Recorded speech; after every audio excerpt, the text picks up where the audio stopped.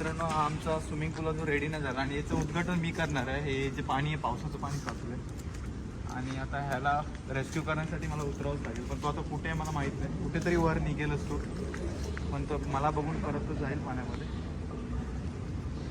तर नक्की कुठे येतोय बघावं लागेल. तेव्हा तिकडे आला.